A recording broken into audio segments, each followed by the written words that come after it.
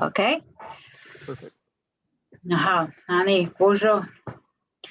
The greeting, Ani, is an invitation to start up a conversation. And I used to hear my dad and my great aunt and the old ones greet each other that way. And a conversation just started. And they would talk about what they believe in and what they are able to share with each other. And then once they do that sharing, they go back to their families and then they start up a conversation with their families. I enjoyed that more than going to school. And I felt I was free to learn in that way. So I did as much learning as I possibly could, and still outside the school, because I found a lot more what I could see in the universe or in creation around us. And I would see the old ones taking the medicines, picking medicines, harvesting medicines. And sometimes they would pack the medicine, a tea, with their child to take it to school and to have it there while they are in school, instead of drinking the water or drinking the powdered milk that we were given or the juice. So they would drink that medicine tea. I enjoyed that very much. And yes, what Michael was saying is our language was not very popular in the schools, but we tried to speak, but yet we were told and not given the opportunity to speak it in the school and in the schoolyard. So we'd have to go outside the schoolyard in order to talk. But we were watched very carefully. And so that hindered us, our own growing path. And a lot of us ended up just speaking English and teaching our children, the English language. And then the old ones would say, that's the lazy language. We're all going to use that because we need to get along. So that went. It took a long time to learn some of what we have now today, but it's in us because we've seen it growing up, but we just never bothered to take the initiative to go and walk beside grandma or grandpa, whereas some of us did in our fast life growing up. It was interesting doing that. And I walked beside her grandmother. She asked me to come with her. I didn't have a choice, but I welcomed it.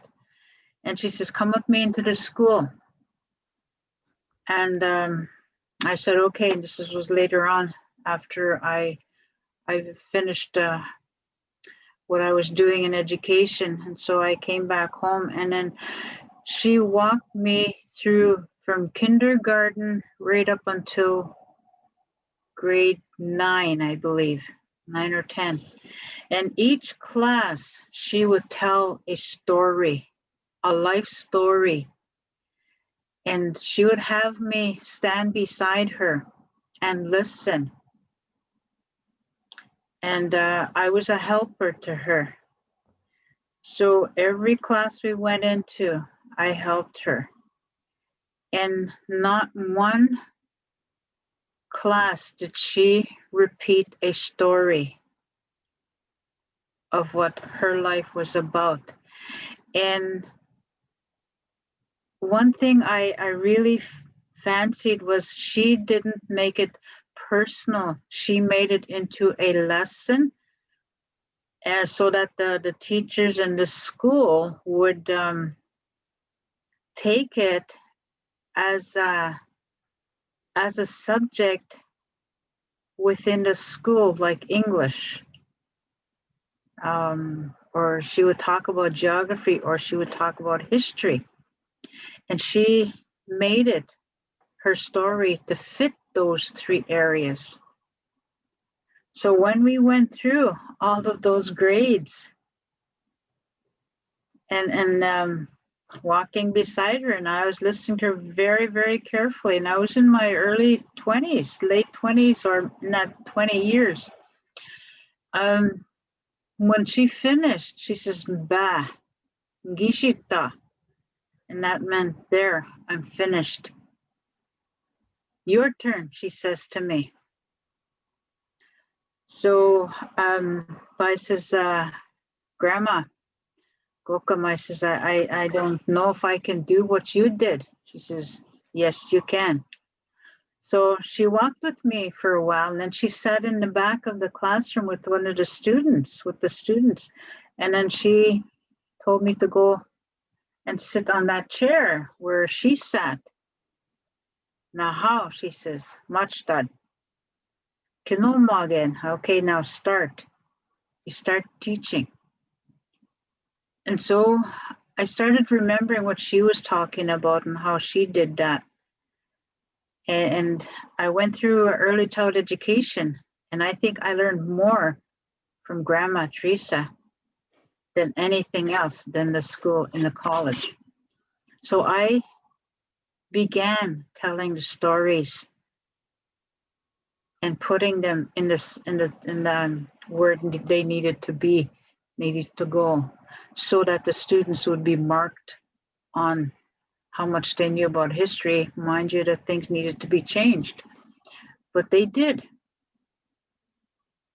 I was so, it's like it wasn't me talking, but it was the grandmother's voices came through me and telling the stories.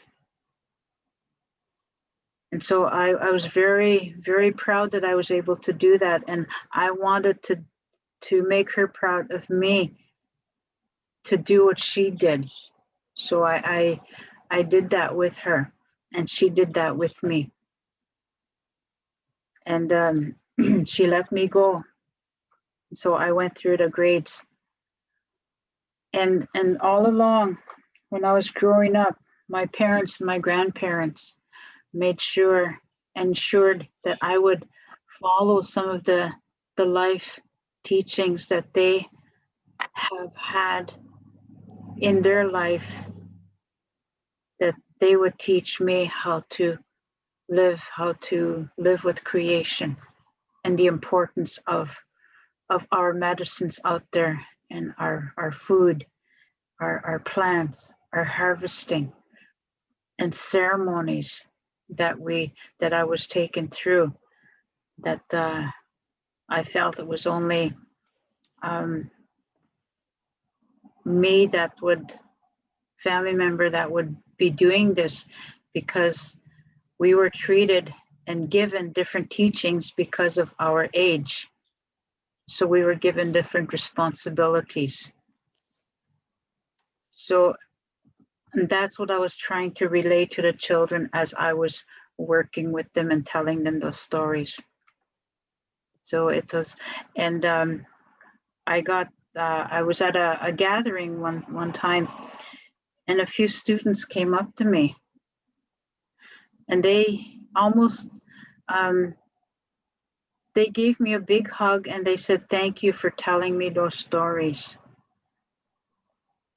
And we realized that those were not stories, they were life. That was life.